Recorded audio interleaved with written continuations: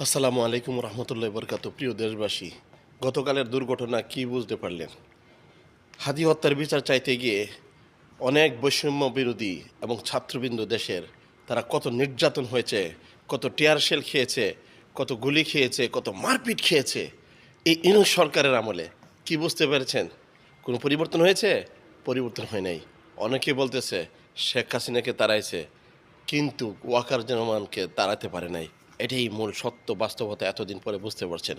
এই ওয়াকারুজ্জামান একজনই ব্যক্তি, যিনি পুরা পুরা বিপ্লবটাকে খেয়ে দিয়েছে। পুরা জনতার যে বাংলাদেশের যে বৈষম্য বিরোধীর যেই তেজি যে শক্তিটা ছিল সেটাকে ধ্বংস করে দিয়েছে। হাজার হাজার ছাত্রবৃন্দের মৃত্যুর হত্যার বিচারটা পায়নি এখনো পর্যন্ত। আর এটাকে শিল্ডার দিয়েছে বিএনপি, আর সেই বিএনপির রূপও দেখাই দিয়েছে। এই বিএনপি কী হবে বাংলাদেশে?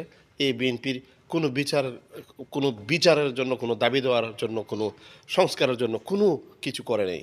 এটা কি ঠিক করেছে? এটার জন্য বিএনপি প্রস্তাবে ইতিমধ্যেই জামাতের জোয়ার এসে গেছে। কেন এসেছে? একমাত্র বিএনপির কারণে। বিএনপি ভারতের পকেটে ঢুকে গেছে, শেখ হাসিনার পকেটে ঢুকে গেছে, সেই জন্য ভারতের জয় এসে গেছে।